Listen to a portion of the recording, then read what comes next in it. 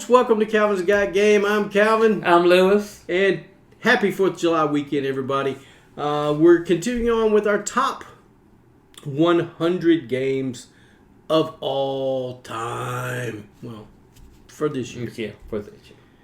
Guys, we have been through our top 41 games so far. We've only had, I think, one crossover between us, maybe two. I think two. Maybe two. I haven't been keeping up with it real well. I should, but I haven't. I need to do that. I think I made a list last time. Nope. All right. So, we're enjoying doing this. I hope you guys are enjoying it. Hit that subscribe button. I need 119 subscribers to hit 500. Hit that like button. I need to hit that thumbs up. Also, if you want to hit that bell to get notification of when we put out new videos or if we put out new videos, you'll be first notified to be able to watch it. All right. So, Lewis, it's your first turn to go on this one, and it is your number 40. My number 40. It's Star Wars game. The Clone Wars pandemic. Yet another pandemic, folks. I didn't know they made a Star Wars pandemic. Yes, they did. A 2022 year game. Publisher ZM Games. 1 to 5 players. And 785 on BGG. 60 minutes to play. That's about right if you don't make it longer on this. Because it can be longer if you do the wrong movements. Pandemic. Those that have played it knows cubes pop up, spreads out. You got to contain it. Star Wars. This is the Jedi trying to contain the not the Empire, not the Empire, the separatists of the trying to spread their droid army all over the galaxy. Now, there are some cards here that will be trying to use the Jedi against each other, especially if you pick Anakin, because this is during the time of the Anakin saga, not Luke. So depending on which character you pick, because you have cards and you are going from planet to planet.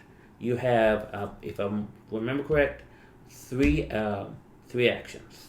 You can either travel, fortify, or do your special ability. Now, don't remember the character's name, but one of the characters is allowed to knock droids out from another planet. Do not even have to be on the same planet to knock out a droid. There's one character who can knock out, do damage more than one droid. But as the game goes, the cards flip over. More droids come up. And this whole time you are trying to find Lord Sidious and to stop him. But if there's a couple of cards that would draw back everything that you just drew and speed up the drawing process and how many drawers are coming in. Now this one actually goes back to the original pandemic, that the draw deck gets shuffled back in there to the top. Oh, okay. So like the infection cards, or the epidemic cards. Yes. The the video before of the Roman doesn't do that.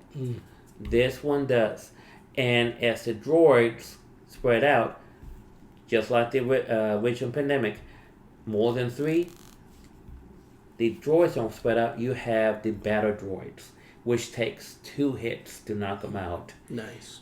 And then if you have a battle droid, then 2 regular droids, you have to knock out two regular droids first before you even attempt the battle droid. And the battle droids get spread out. with the battle droids. And if you ever run out of droids to put out, you lose the game. Now, they'll do give you, when you buy the game, there's also a little bonus box that you can get to put more droids in it.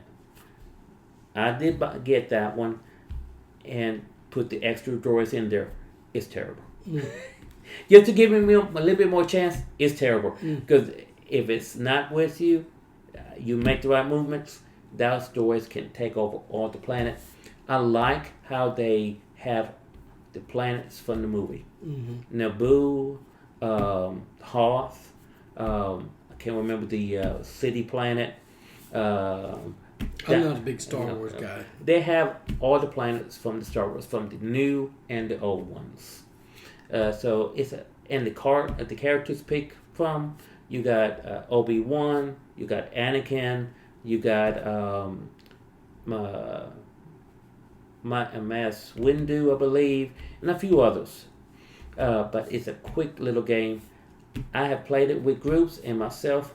Personally, I like this one playing myself. It just the tension of playing it and not knowing what the next card is, and then drawing that card to throw everything back into it, and you know there's already 3, and you're hoping that the card don't spread those battle droids out. But yet, that is my 40th Star Wars: The Clone Wars from the pandemic. I'm gonna start calling you Lewis the Loner. You like to play a lot of games alone. No, I've what the original Star Wars movies come out? 74, 70 something, 1970s. 72. Yeah, 72. And I remember my father. We had this blue van. We were taking a trip to Ohio, and my father had the 8-track cassette of the soundtrack to Star Wars. If I heard the bar scene music more, it was all the time. It was it was crazy. But yeah, I enjoy the old Star Wars, the original ones. I can't get into all this newer Star Wars stuff. I watched the original. I loved them. Thought they were great, but just don't get into the new stuff. Maybe it's just because I lost interest. I don't know. But. The new stuff, they started off with the book, tried to go by the book from George Lucas, but they diverted. So a lot of folks have not really enjoyed the new ones. I have, but if you know the books, you want to see. Now they're all coming out with stuff that are not from the books, but they just continue the backstories that a lot of us wonder what happened before this. Right. And those are interesting. Those are more seasoned shows. Yeah. And like what happened with Obi leaving the Jedi, staying on the planet with Luke, and what happens all that. That's a good story. You said Obi, and I was thinking Opie left Mayberry. He grew up. No, sorry. Yeah, no.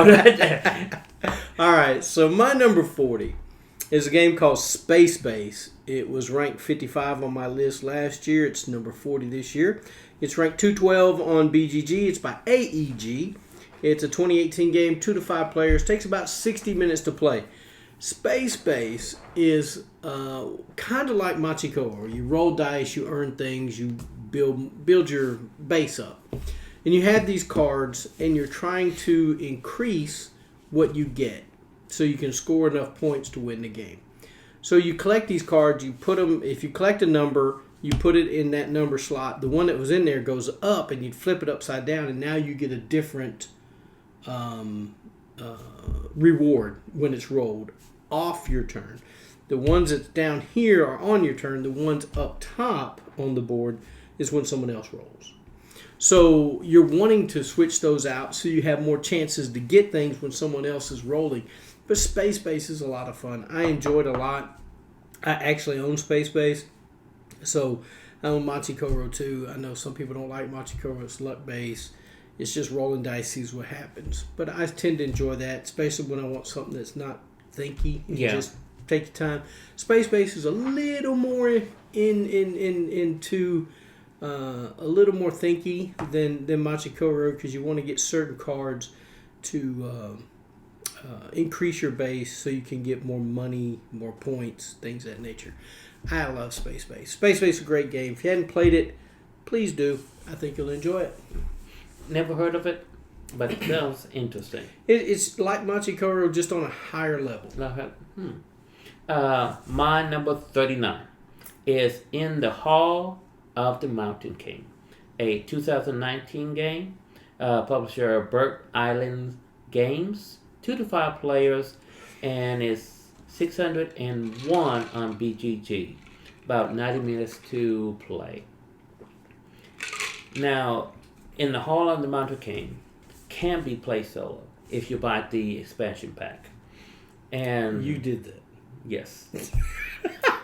How did I know you didn't, love? But in this game, it's for challenging reasons. It is more interesting to play with more than one folks, actually, because you are not gnomes but dwarves building into the Mountain King. You start off from the edge of the board, building into the center. As you go, you are uncovering certain little items that let you get more gold, more iron, more pickaxes, and statues that will be points later on. As you go further into the center of the board, more points available. But at the same time, you have to be careful how you build your tunnels. Mm-hmm. The tunnels are shape-based, and there's a pool to pick from. You have 2 square shapes. You have an L shape that you can use. You have a S shape you have to use. Mm-hmm. So those tiles shaped certain ways, and how you put them depends what you can get. Problem is, you cannot run into nobody else's tunnels. You have to avoid everybody else's. So to take that, you can purposely put your tunnels in a way that blocks somebody from getting something they want. But you have to also be aware of what else is. You gotta keep going inward on that, because there is a turn base that if somebody triggers the end game and you never made it to this close to the center, you might not get all those points. Because on your board you have certain tiles that you can draw from that are, and I said dwarfs on correction, they are like orcs coming in, and you can get gold, iron, jewels that you can do more abilities with. And as you get these new tiles, it triggers everything below it. So if you go to the last one, it triggers everything that you get prior, you get it again. It's a really strategy game, but it's also a fun game. It's not the cup of tea for everybody. I've played with several folks. A lot of folks just say there's too much stuff going on, too much stuff to keep up with. And yes, they're all correct. But if you are a person that likes different choices and have the trigger effect happen several times, this might be a good game for you. Solo version is okay. For me, it's not. This is more about social game that I would like to play with. But yeah, In the Hall of the Mountain King is my number 39. I've actually played that one, and I enjoyed my play of it. It just wasn't something that struck me and said, ooh, this is a great game. It's a good game. It just didn't resonate with me as much as I thought it would. I thought it would be something I'd be like, ooh, I got to own this game. But it wasn't. I'd play it again. If somebody asked me to play it, it's not like I won't play it. It's just not something that I'm going to seek out. But it is a good game. My number 39 is crossover, Lewis. Doo-doo-doo. It's Deception Murder in Hong Kong. Deception Murder in Hong Kong was number 14 on my list a couple years ago. It's ranked 251 on BGG's by Gray Fox Games. 2014, 4 to 12 player count, 20 minutes play. There's not a whole lot more I can say about it that I said on Lewis's. I kind of forgot it was going to be on this list. That's why I said what I said with Lewis's. But this game is just a lot of fun. If you've got a large group and you don't know what to do, drag out Deception Murder in Hong Kong. The only problem with Deception Murder in Hong Kong is if you have a lot of players, it's hard to see all the little cards around the table. So there may be a lot of getting up and walking around. And that's okay. If that's what your group wants to do, get up, walk around the table, look at everybody's cards, that's great. And it is a little hard when you have a lot of players and you're the forensic scientist. Yes. And the killer's trying to point to what he has, and you're trying to squint and see, especially if you can't see, and I have a hard time seeing. It's hard to do that. So what I do at that beginning, everybody closes their eyes, right? And I'm just walking around the table. And I tell the murderer to open their eyes and then point to whatever cards. And I do that as I'm walking, and I continue walking a couple of turns, even though I already know what they've said, and I give them a little nod that I know, and they can just go back to closing their eyes. And I walk around a couple more times just so no one knows exactly where I'm looking or stopped or whatever. Right. So I try to make it to where people won't have an idea of who was the murderer. And as far as the witness, when everybody's closing their eyes, I say, okay, witness, open your eyes, and I point to the murderer. I kind of do it rather quickly, and that way we can get it over with and done so that we can start playing the game. But Deception Murder in Hong Kong, fantastic. Such a good game. It's fell a little bit for me, but one of the reasons is I don't get it to the table near enough. All right, I got 2 squirrels flying around the tree out there in front of my window. All right, go ahead, Lewis. My number 38 is called Trekking the Word. 2020 year game, Underdog Games publisher, 2 to 5 players, and it's ranked 1,424 on BGG. This one is about 30 to 60 minutes play, and it's about that if everyone doesn't linger too much. Mm-hmm. One of the trekking games, I really don't linger. I see it.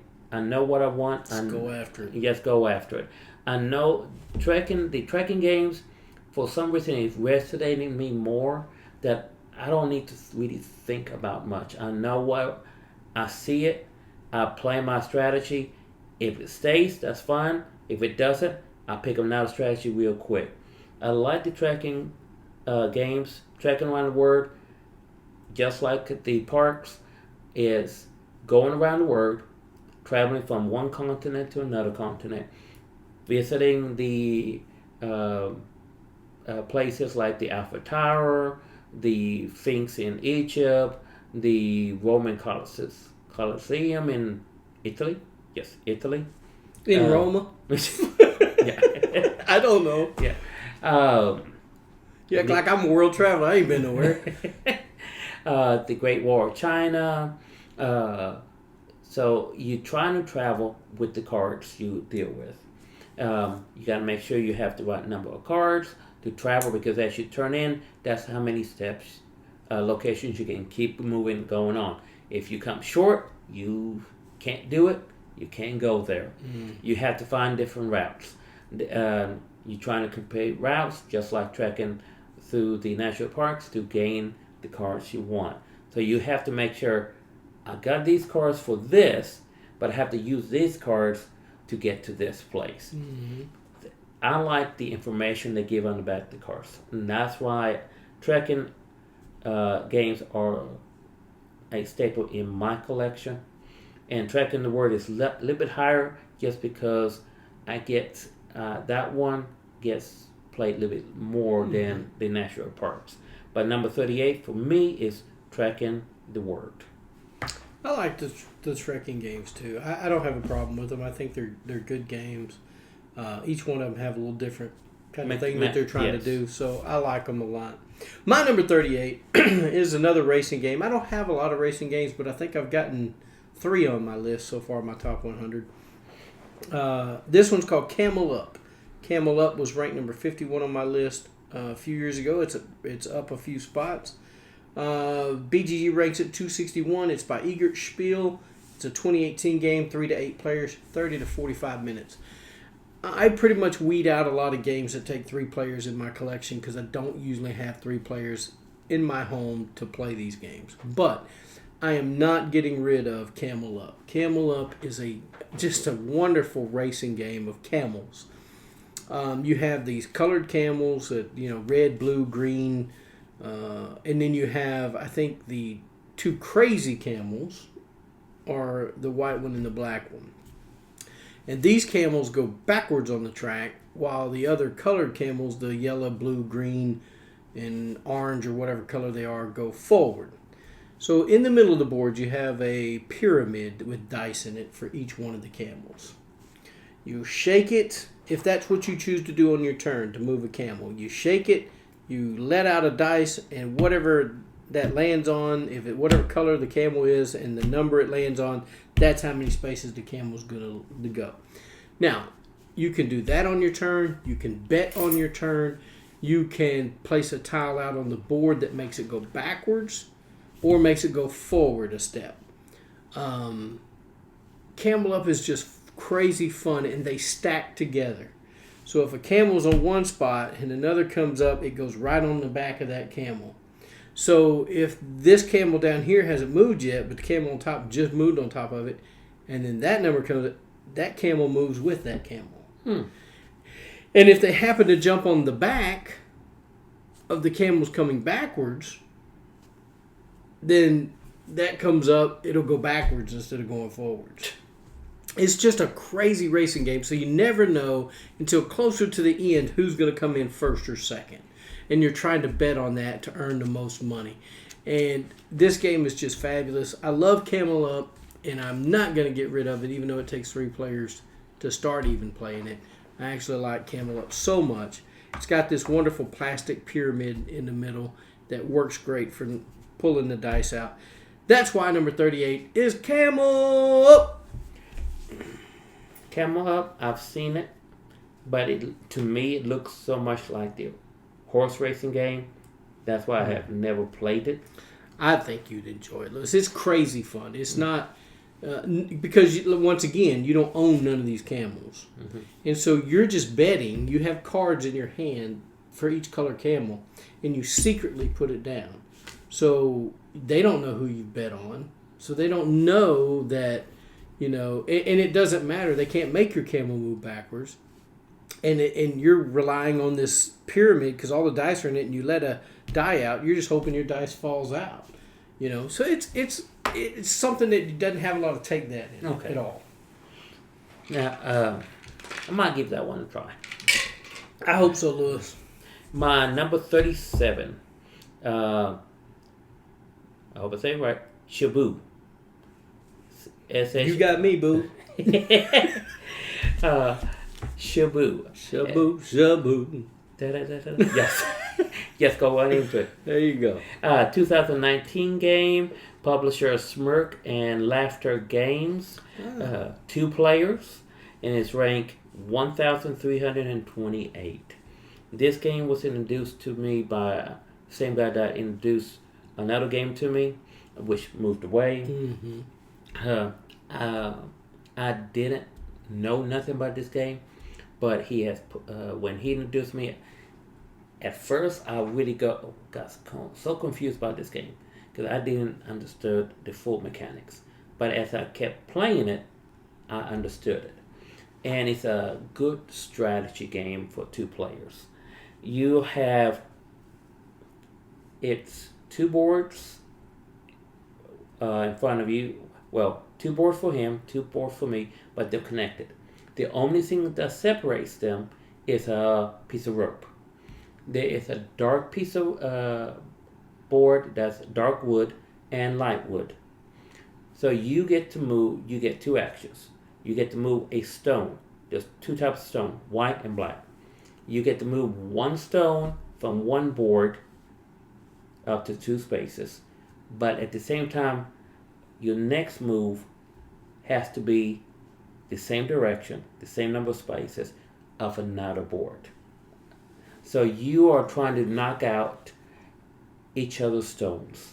So does one person have the black stone, one person have the white stones? Okay. Yes. Kind of like checkers, red Yes. and black. Okay. Yes. Because I was thinking, when you said you had to do an extra move, I was wondering, do you have to do a black stone move for that? Or I get it now.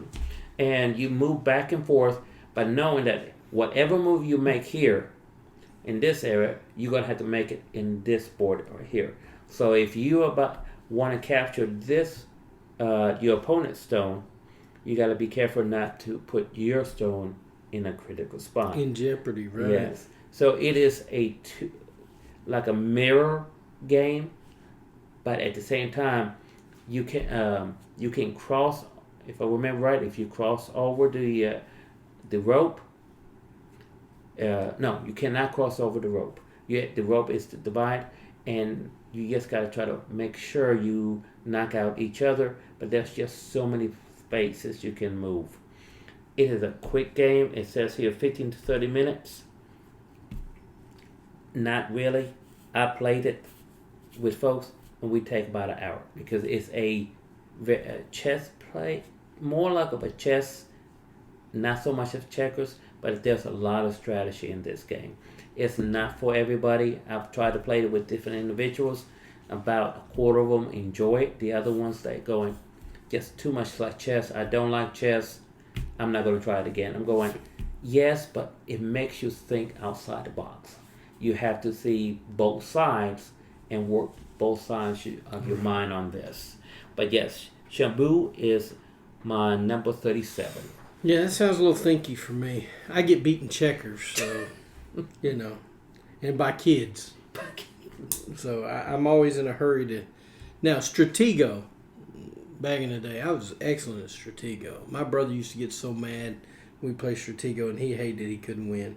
It's kind of like a chess kind of thing. Right. I really like it. All right, my number 37, and this is almost a crossover, Lewis, but not quite because he hasn't really named this one. This is Pandemic, the original. Pandemic was number 5 last time it was on my list.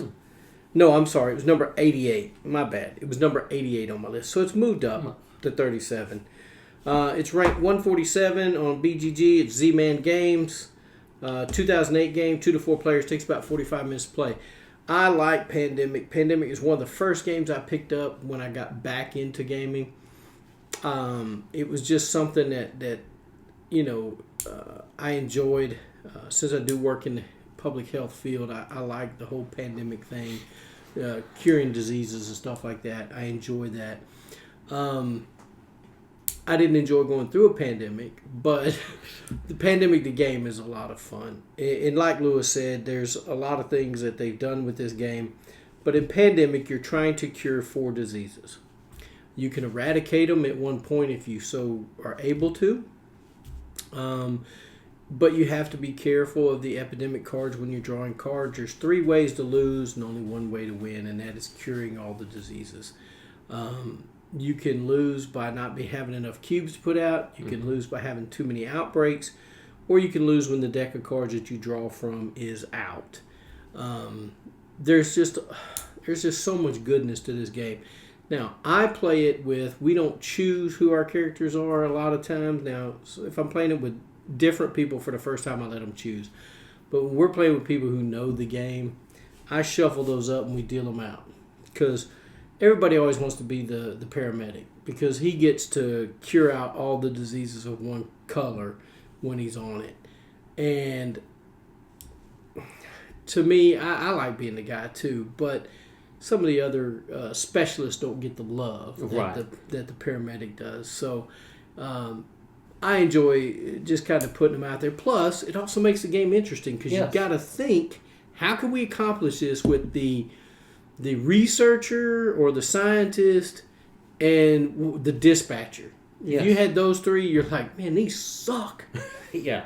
But we've got to figure out how we can manipulate their abilities to get us to be able to do what we need to do. And I don't mind the researcher because you only have to have 4 cards. 4 cards instead of 5. To cure it instead of 5. I don't mind that one so much, but the scientist is okay, I guess, because you get to give a card or something. They'll have to be in the city. But I hadn't figured out what that dispatcher's for. He stinks. So, but anyway, if you like playing with the dispatcher, let me know in the comments. I would like to hear it. But Pandemic is my number 37, and I absolutely love it. It is a wonderful game, and it'll probably be around for quite a while. My number 36 is a beautiful game, I believe. It's called Mariposa, Okay. a 2020 game. I'll let you believe it. A publisher, Electrek Entertainment Group. I believe I said that right. 2 to 5 players. It's ranked 1,443 on BGG. 45 to 75 minutes to play. It's a game of the monarch butterflies going from Mexico or South America up to North America. The migration going. You get to get these butterflies from the larva state to the pupa state to the actual butterfly. Trying to travel up the board, you get to do a few things, even expand on how many butterflies you have, and the more butterflies you get to go make it to home base, the more points you have. Now you just don't have to just do it once; you can do it several times. It's an easy game, easy to pick up. The one drawback I see in the game is not able to keep the butterflies. At a certain point, it cuts off. And if any butterfly is below that area, you lose those butterflies. Mm-hmm. It's just because they will lag a little bit behind. I do not like that mechanic. Survival of the fittest. Yes. But not everybody's going to be best flyer here. That one mechanic I do not like. Have I changed that? Have I homebrewed that mechanic out? No, I haven't, because I really see why they've done it.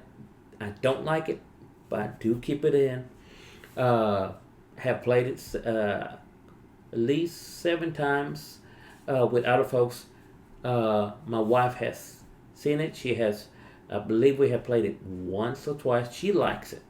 She likes Mariposa because it reminds her of her mother, which there's a few games I actually got for her because it reminds her of her mother, which has passed.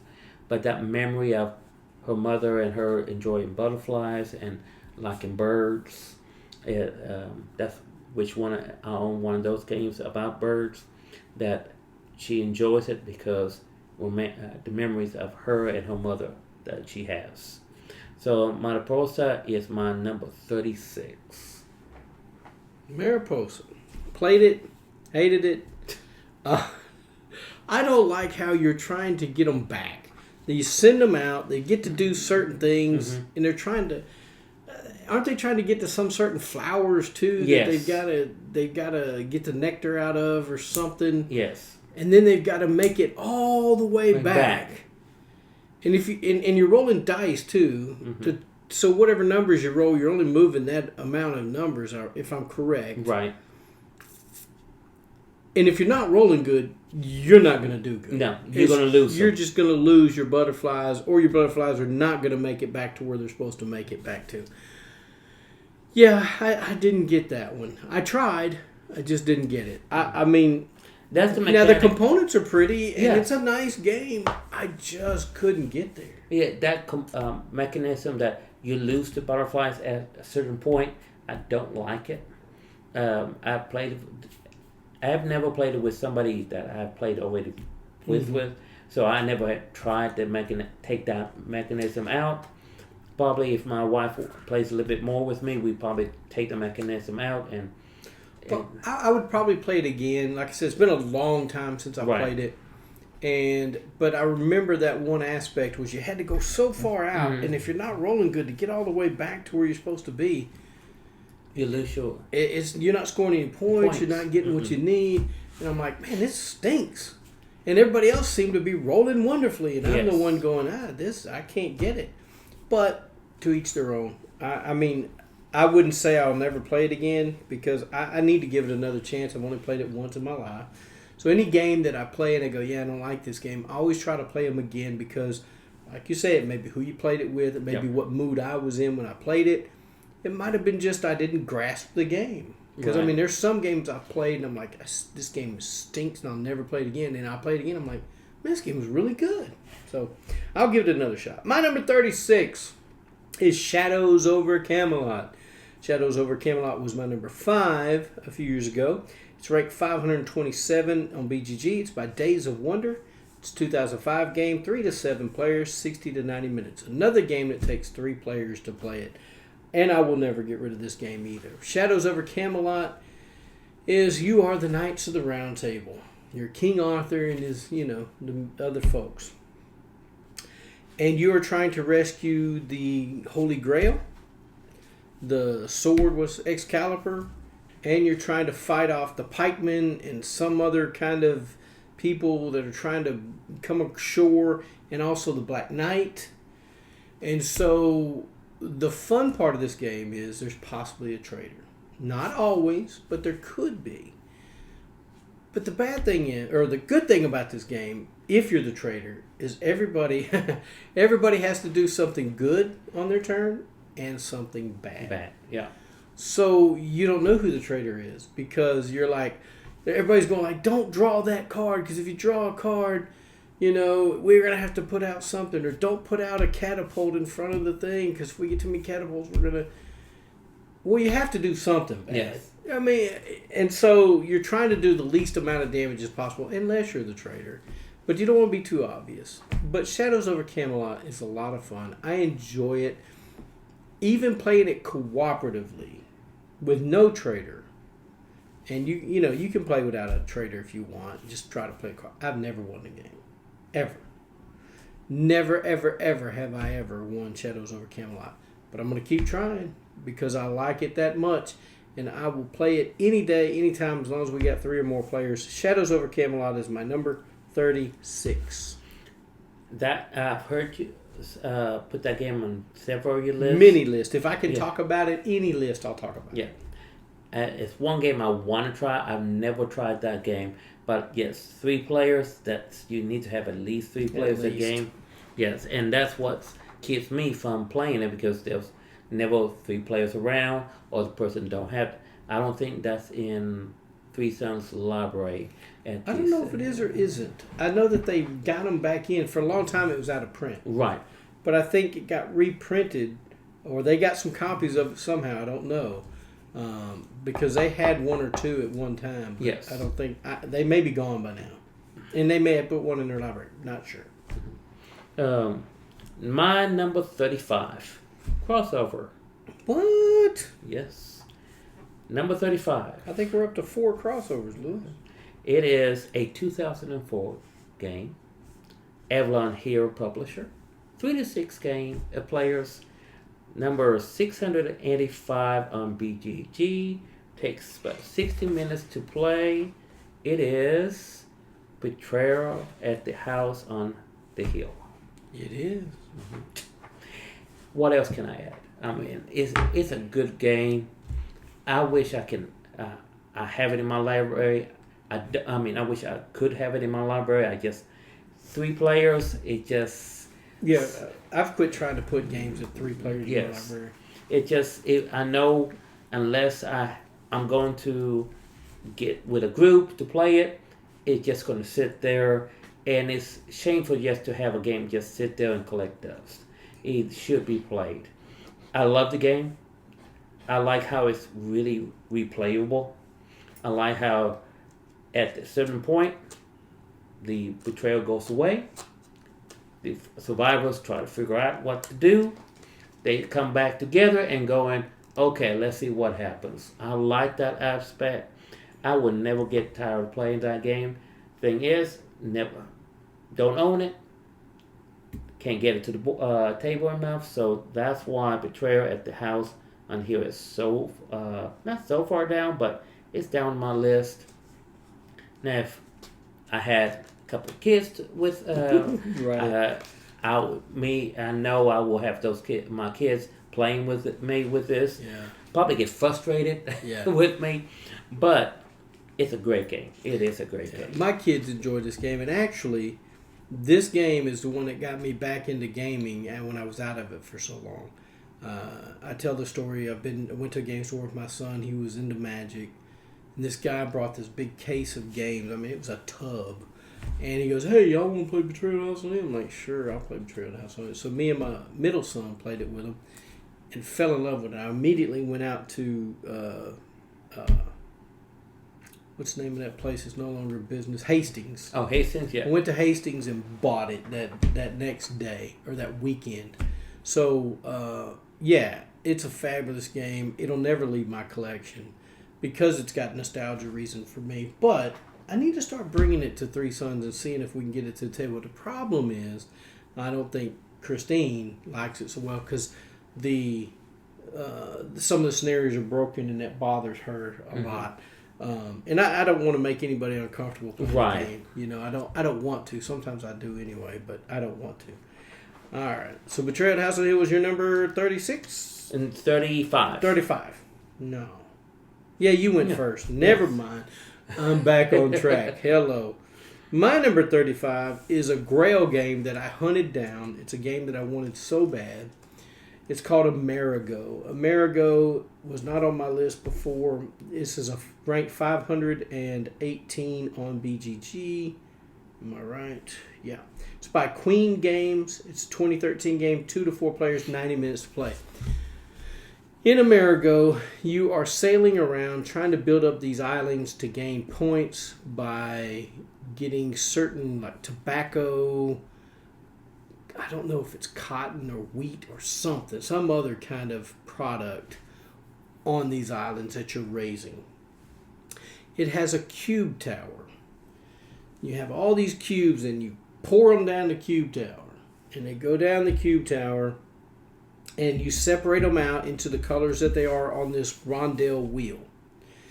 So however many cubes of whatever fell out, because some of them stay in the tower, is your action points. How many times you get to do that action.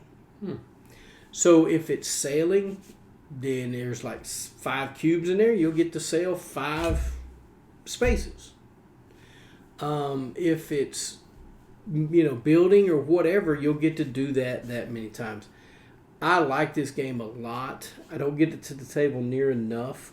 But this game is one I sought out because of the tower and the gameplay.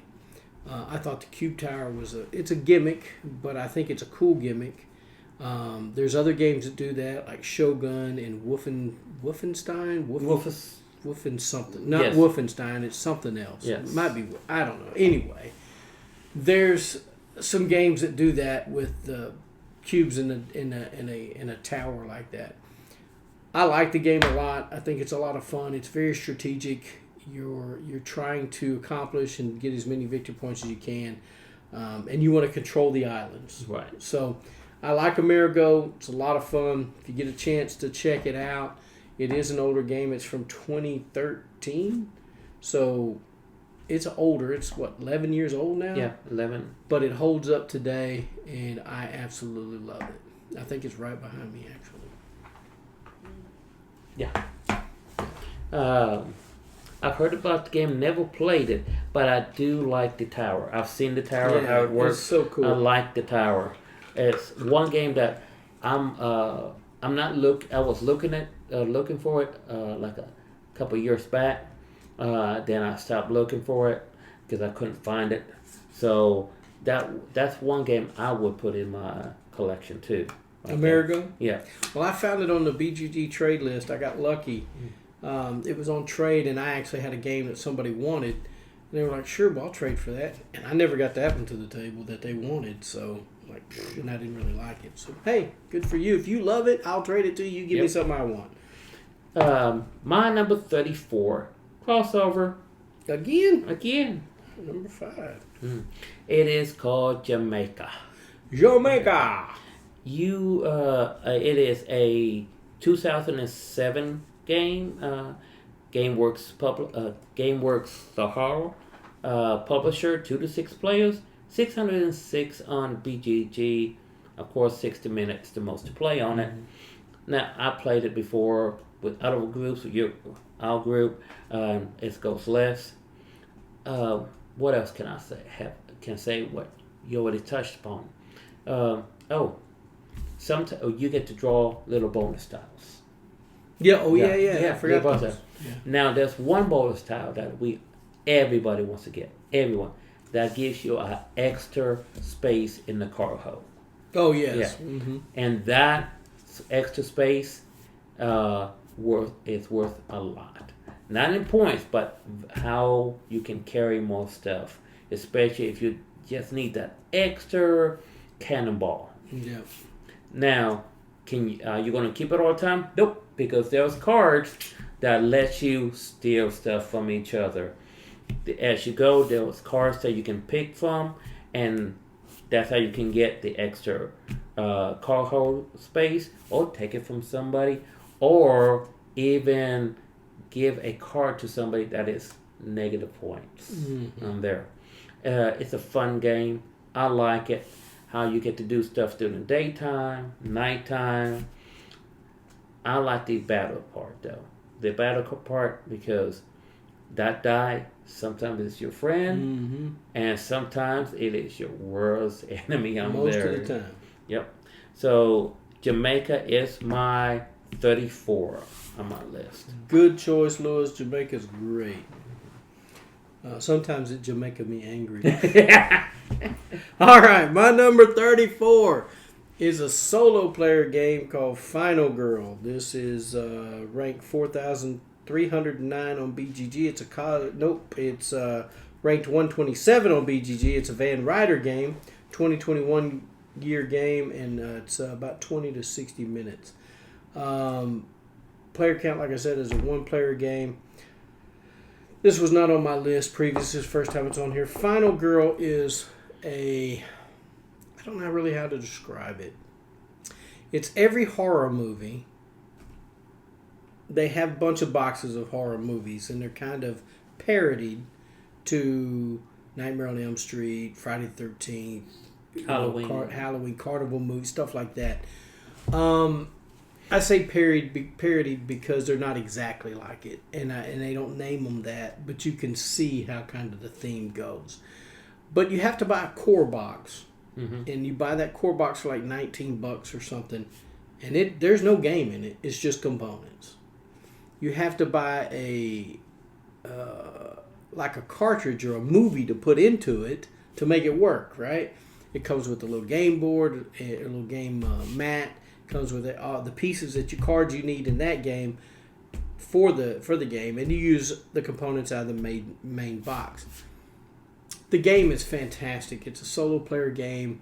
It kind of goes along the same lines as Hostage Negotiator, which I really like as well. I got rid of my Hostage Negotiator because I couldn't keep up with it and Final Girl, so I chose Final Girl over Hostage Negotiator.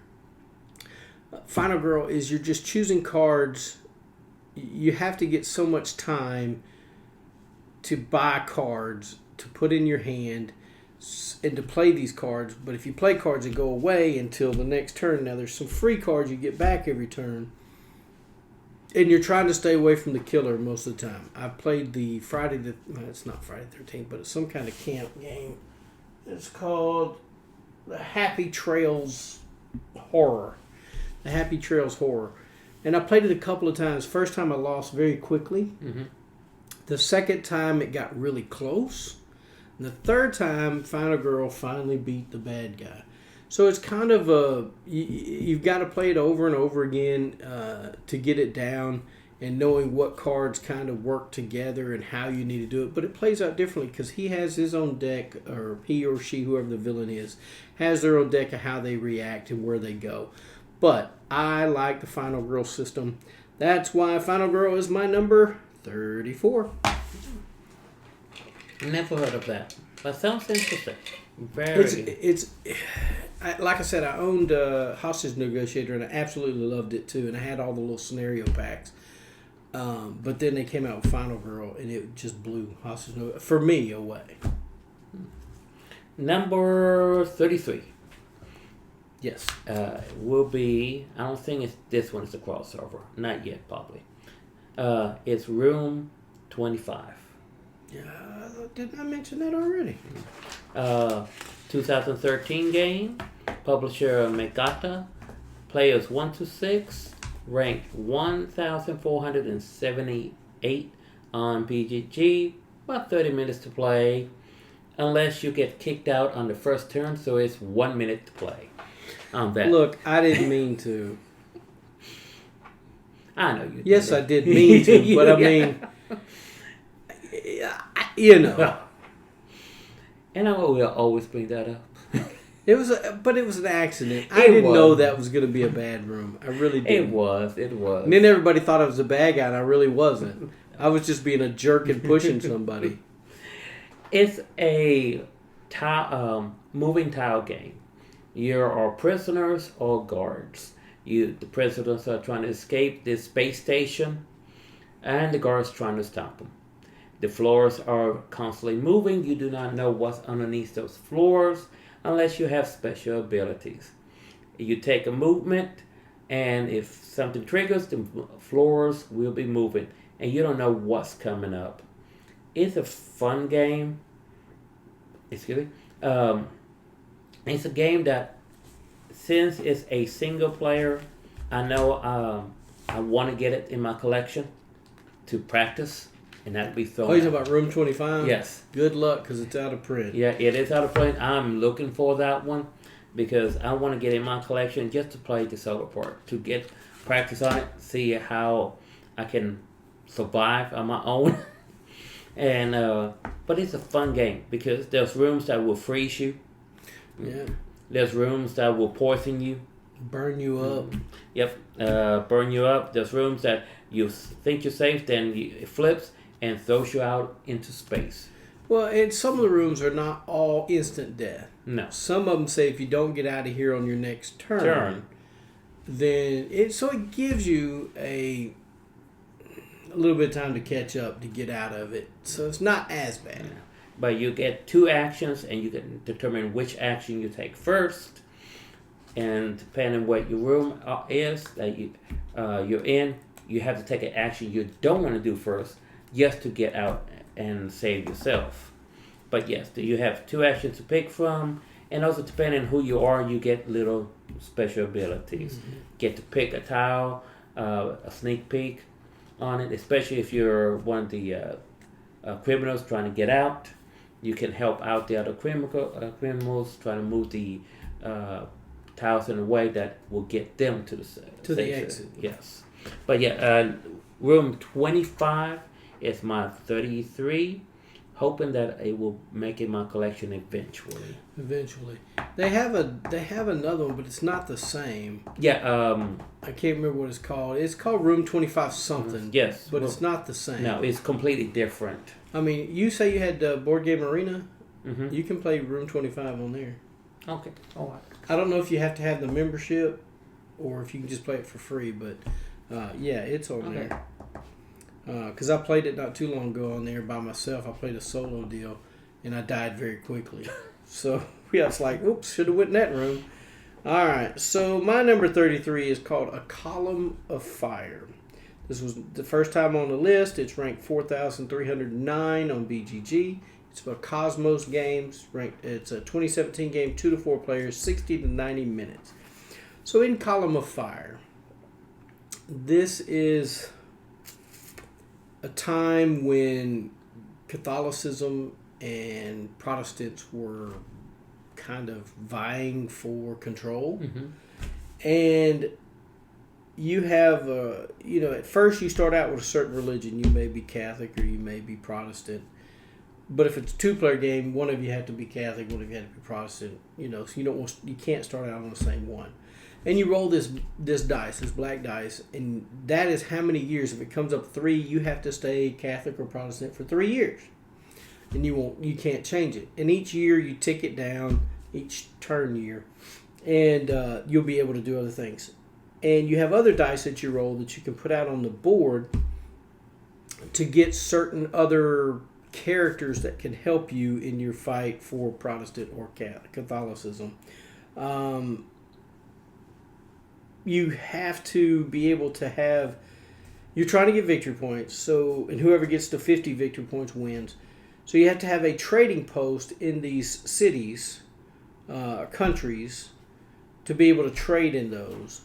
So you can sell your goods, whether it's cloth or whatever, books, and you get those victory points for selling that. That's how you mainly get victory points. And at the end of the round, if you're in the majority of the reigning religion at that time, you get a victory point. So this game is really, really good. I like it a lot. I don't like it as much as another game that will come by the same company in the same line and will come up later. But I do like this game a lot. It's very interesting, and how everything kind of plays out, trying to be in the reigning religion is when your religion runs out, the year or whatever, you are allowed to change. So anyway, I enjoy A Column of Fire. That's why it's ranked number 33 for me. Never heard of the game, but I like this list because you get to hear games that you never knew about, and probably go, hey, I might want to try that game. Well, anytime, Lewis. My number 32. It's a simple little game, fun little game.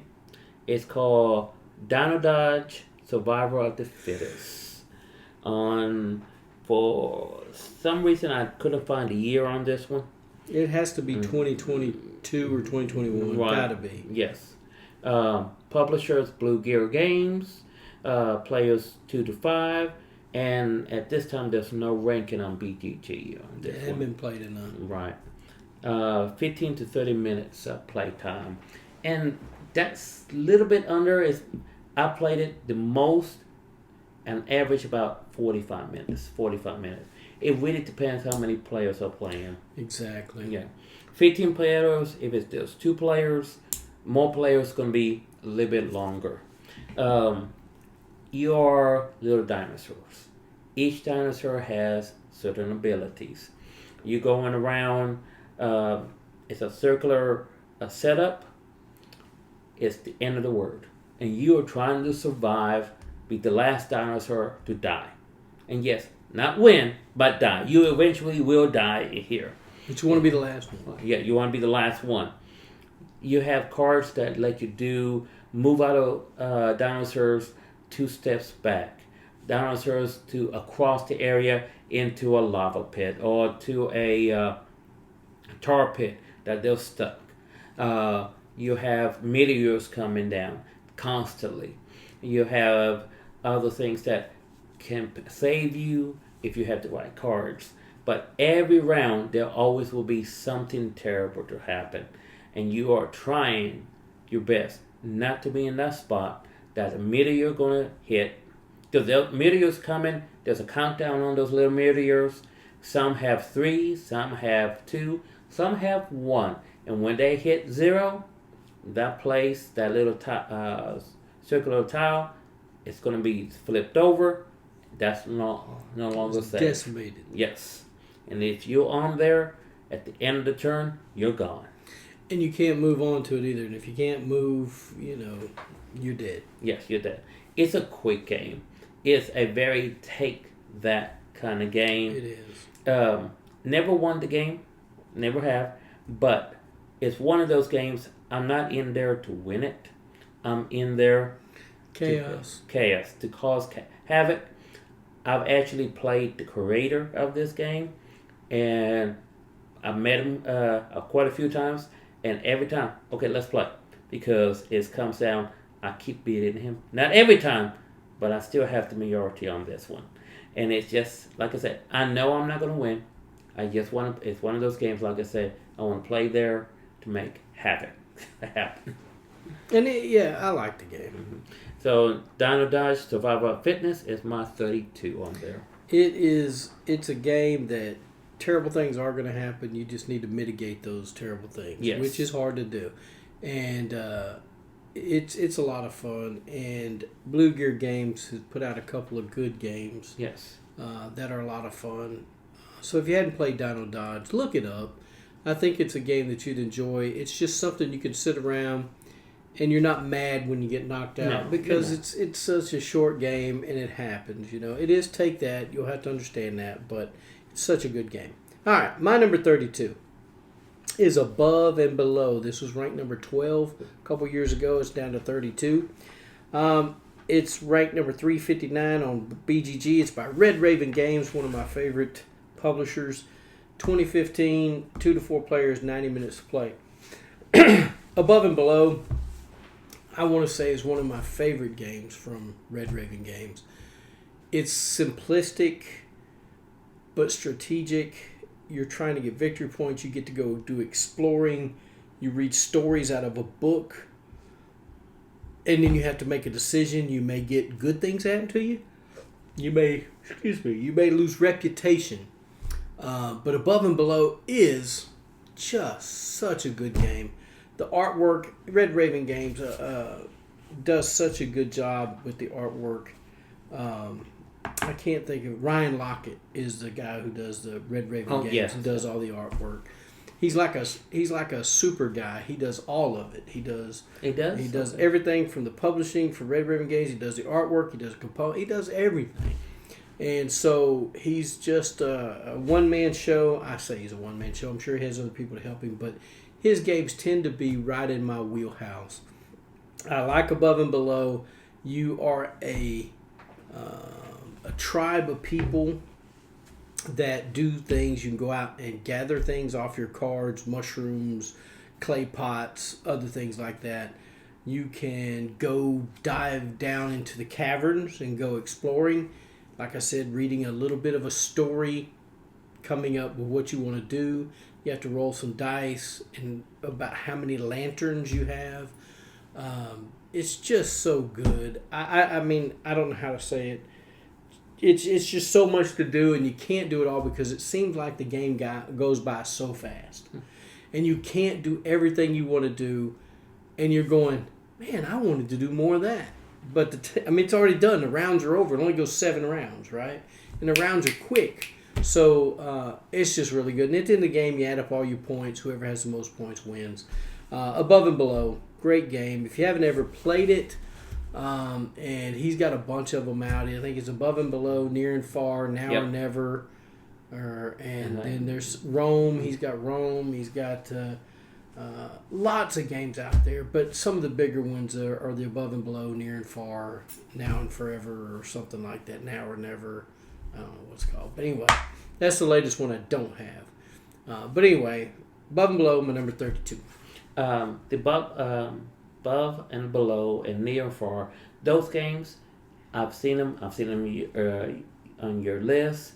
I've actually seen them played on YouTube, and it's one collection that when I get back collecting, I want to get all those in my collection eventually. Well, if you want to play it before you buy it, we'll get it out and we'll play it. Right. I got it. I own both. Yeah, you own both of them, I believe. Above and Below and Near and Far somewhere. I don't know where it's at. It's around there somewhere. Oh, there's Near and Far. And there's Above and Below. Yeah. Number 31, my last one. I was already at the end. Daggone. Yeah. Another take that kind of game, but kind of co-op, is Here to Slay, a 2020 game.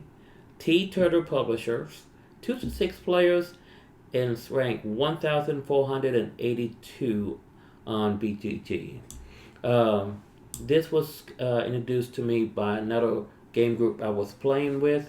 Kind of now more D&D group now, but is you all are heroes, depending on how many players there are. Your job is to defeat 3 monsters. Okay, you can help each other, but soon as one of the heroes gets 3 monsters defeated, they win. Or if they can get 5 heroes of different categories, like a wizard, ranger, a monk, and so on. Okay. So there's 2 ways to win. At the very beginning, everybody's helping each other out because these monsters are very tough. You're giving each other potions. You're helping each other attack these creatures. And as you defeat them, okay, you want the creature or you want the reward? Oh, I take the reward. Reward is you get another card to pick from. Or if you want the creature, you get the creature plus a little bit, a small amount of reward. So you negotiating as you go. But you're at the whole time you're looking. Okay, he got a one creature. He got one creature defeated. Defeated. They have two, but yet they only have two heroes. They won't be able to do a third one, so that's fine. They have four heroes. They have four heroes. I might not help them to defeat the creature. I have three and two here, two beasts already defeated. Yeah, I might just stay back and deal everything myself. So it's at first you're helping. Later on, yeah, I'm gonna do what I can to mess them up so I can win. Which that's when the little fun begins because you can actually sabotage somebody on this and give the creature benefits on this. So that's where the take that starts coming in. There are expansion packs to this game, about 3 of them, to make it more different kind of characters come in, warlocks, sorcerers. But it is a fun, quick game. It says 30 to 60 minutes. The longest I played it with, it says 2 to 6 players. The sweet spot is actually about 4 players. Any more than that, the game can drag on quite a bit. 4 players, we get done about 30 minutes. 30 minutes because it's a quick, fast kind of game right here. But yeah, Here to Slay is my 31. Awesome sauce. My number 31. Oh, I want to go back and say something about Above and Below. They have a new Red Raven Games has a new one coming out on. It's going to be on GameFound. And I'm not getting paid to advertise this, but it's called Above and Below Haunted. So I'm really looking forward to that, and it doesn't seem like it's going to be that expensive to back. So I think I may be backing it, so I can get that. But anyway, by number 31, last game for me. All right. Raiders of Scythia. Raiders of Scythia was not on my list before. It's ranked 377 on BGG. It's by Garfield Games. 2020 game. It's a 2020 game, 1 to 4 players, 60 to 80 minutes to play. In Raiders of Scythia, it is a worker placement game. You are placing workers out up at the top to do certain things, but you have these certain colors of meeples. You have red, blue. I think red and blue are the only 2 colors. Maybe there's yellow. I'm not sure. I can't remember. Maybe just brown. Anyway, you have these workers, and the places on the board say what color workers you can place in there. And if you place a certain color worker, you may get more of this, or you may get less if you place a different color worker. And so you're placing them up there to collect resources to go down to be able to battle in the the raiding of these other places. And there's certain people you can recruit. You can recruit other people. You can get horses. You can get eagles or birds to help you. You're going to be rolling dice. So you'll roll so many white or yellow dice when you're going to raid these places. And a lot of them have hearts on them. And if you get hearts, you have to take wounds. And you have to divvy it out amongst your crew. So, and you have to have so many people in your crew before you can raid certain areas. And you also have to have certain supplies to go be able to raid certain areas. So that's why you're going up top getting the stuff that you need. This game is a lot of fun. I enjoy it. I usually beat my wife pretty badly at it. So that's another reason why I enjoy it. So it's one of the few that I've taught her that she didn't win instantly. Because usually when I teach her a new game, she wins it. And I'm like, why? How? But this time, Raiders of Scythia, I don't think she quite has the mechanics down yet. But once she does, she'll probably knock me into next week. But I like it a lot. It's a small box game, but a lot of action-packed stuff in it. The components are nice. The little meeples are nice. Guys, if you haven't played Raiders of Scythia, give it a shot. That's my number 31. Well, guys, we're down to the 31 best games. We're going to start with 30 to 21 next time. I hope you guys have a great 4th of July weekend. Remember that your local game stores need your help. Yep. they need you to buy games from. Whether you live near us and you go to a certain game store here, wherever you're at, there's a brick and mortar store, and they need you. They need your help. They need you to keep them afloat, to keep them going. Buy your games from a local game store. Not only do you get them quicker, Yeah. you get them that day, but you're helping out a small business that gives you a place to come play and is there for you when you need something. Guys, I thank you for watching. Hit that subscribe button. Hit that thumbs up. I would appreciate it. Need 118 or 119, whatever I said, more subscribers to hit that 500. Guys, I want to get there. I want to give a game away to you. And I'm going to give this game away behind me, the Delicious. When we get to the 10-1, right after we finish that video, I will announce the winner. And I will be getting that game out to that person as soon as that video is over and I can get it to them. Guys, I want to thank you for watching. Remember, get a board game to the table, spend time with your friends and your family, and thanks for watching Calvin's Got Game.